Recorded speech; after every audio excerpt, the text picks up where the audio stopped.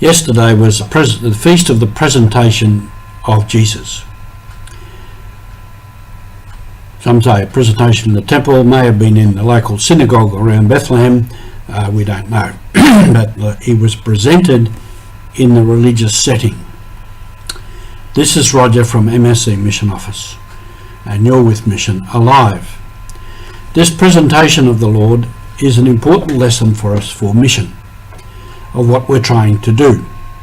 As Jesus was sent on mission, or the Word of God existed with God from the beginning, the Son of God was sent into the world on mission to become one with the world, to be inserted into the human life, human race, and his name was Jesus. And this whole story of Christmas in Bethlehem, he was born there, and Joseph and Mary took him to be presented to the Lord and to do what the law required.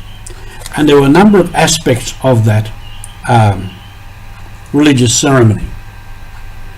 Firstly, it was a purification. After childbirth, Mary and the child had to be purified. It was a ritual.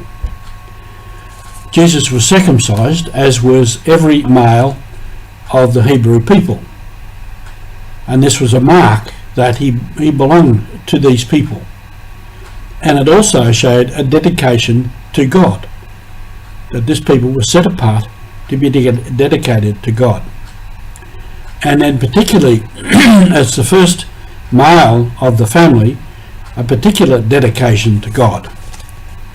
And also there were offerings made, as with any ritual in the Jewish people. So it was a multi-level religious ceremony, and it indicated how much Jesus did become part of the human race in this particular culture, in this particular time, with these beliefs and these rituals.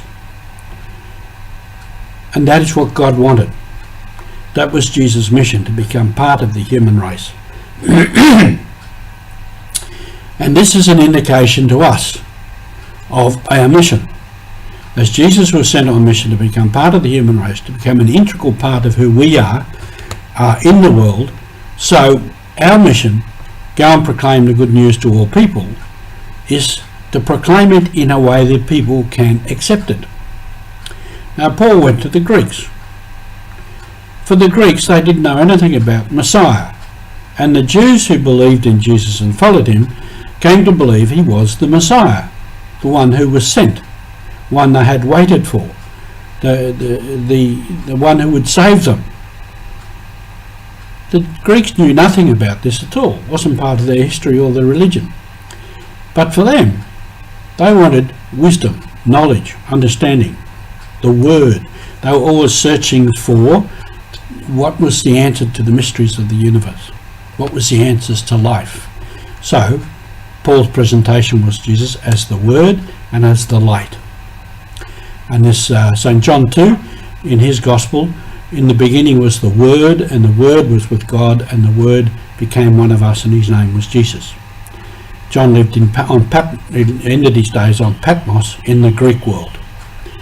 And so, as the church has gone along, the mission has been not only to proclaim the good news, but to proclaim it in a way that people can accept and understand.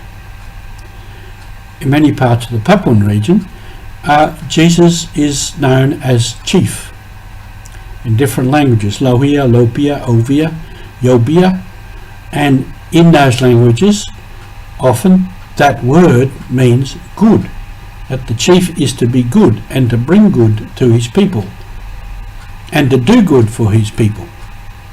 And this makes it easier for them to understand who Jesus is. Now, done some studies on the chiefs. The chiefs weren't always good, like any human being. They weren't always good, like the kings of Israel. They got a really not a very good track record, really, as leaders of their people. Chiefs were the same.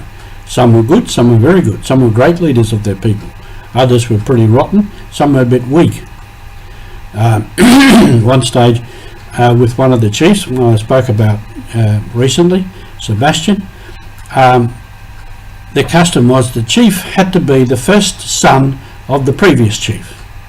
And they said, what if this son is a useless fellow? What if he's not a leader? What if he's weak? No, must be the first son. And I persisted, what if? And they said, well, in that case, it could go to his eldest cousin of another branch of the clan, another family. But in the next generation, it goes back to the original clan. And I said, what if the chief is pretty useless and not good? What do the people do? And they said, we don't listen to him. When he stands up and speaks, they just don't listen to him. They ignore him. So anyway, chiefs. Jesus is chief. Chief is the ideal chief. And in many other ways, we have to bring the gospel, the good news and the life of the church into the lives of the people. And this is a very, very important and a very great mission. And thank you for being with us.